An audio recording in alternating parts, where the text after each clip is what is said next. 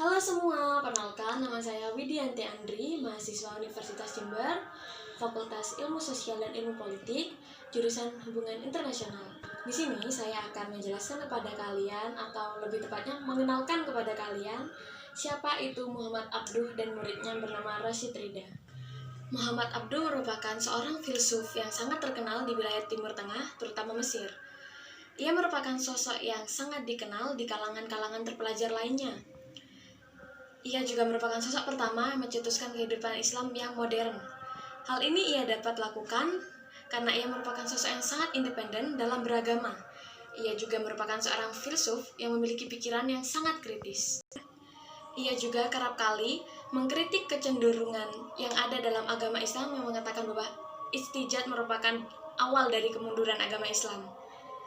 Dan karena Abduh berpikir bahwa kemunduran agama Islam merupakan salah satu dari hasil independen agama yang lambat laun yang mulai ditinggalkan oleh banyak orang. Muhammad Abduh sempat mengenyam pendidikan di sebuah desa terkecil yang ada di wilayahnya, yaitu desa Tanta, dan Abduh pun melanjutkan pendidikannya ke perguruan tinggi di Universitas Al-Azhar. Pada suatu ketika, saat sedang melakukan diskusi secara besar-besaran, Muhammad Abduh tidak sengaja bertemu dengan Al-Afghani, atau yang biasa kita kenal dengan Jamaluddin Al-Afghani. Ia merupakan seorang filsuf yang sangat besar pada saat itu, dan juga dia seorang ulama yang merupakan sosok yang sangat berwibawa dan memiliki pemikiran yang sangat kritis dan sangat modern. Oleh karena itu, Muhammad Abduh sangat tertarik untuk belajar mengenai Islam modern dari beliau. Setelah dia lulus kuliah dengan semua usaha kerasnya, dia pun akhirnya berhasil menjadi seorang guru besar atau dosen di dua universitas sekaligus, yaitu Universitas Darul Ulum dan juga Al-Azhar. Dia juga dengan gencar-gencarnya melakukan perubahan secara radikal. Ia juga menggunakan cara yang relatif lebih mudah ketimbang menggunakan cara-cara kuno. Hal ini menunjukkan bahwa ia merupakan murid asli dari Al-Afghani. Tidak hanya itu, bahkan pemikiran politiknya pun sama dengan Al-Afghani.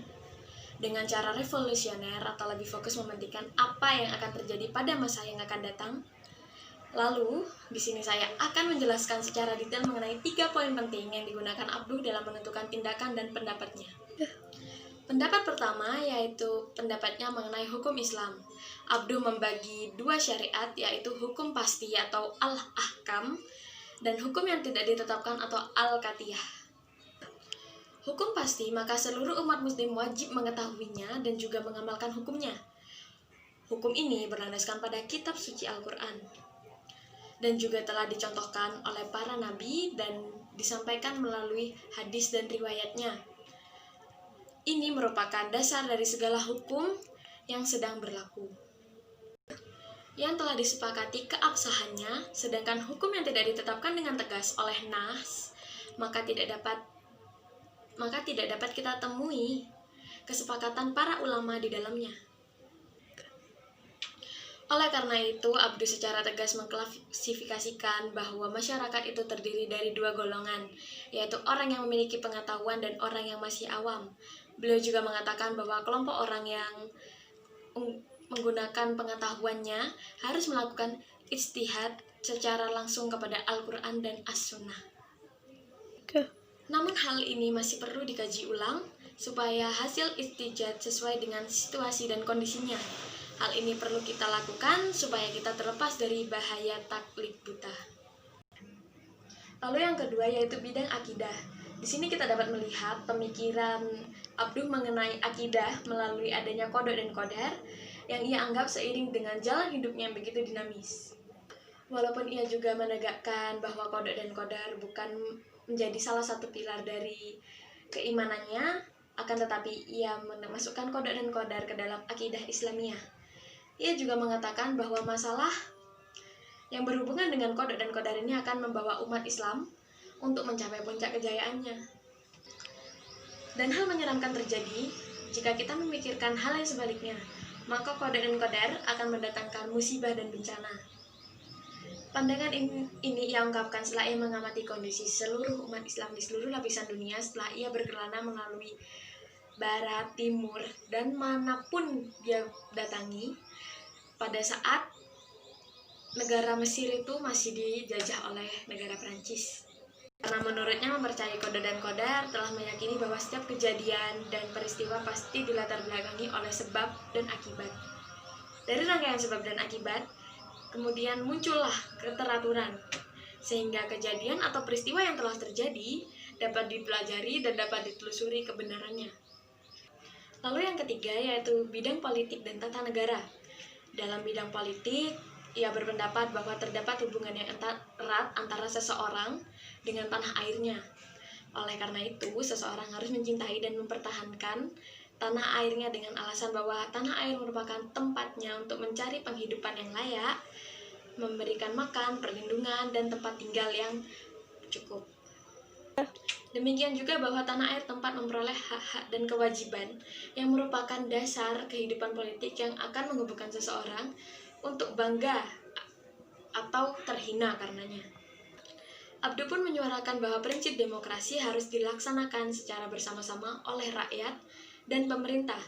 Sejarah Islam telah membuktikan betapa kuatnya demokrasi yang dipegang oleh kaum muslimin pada masa-masa kejayaan Islam.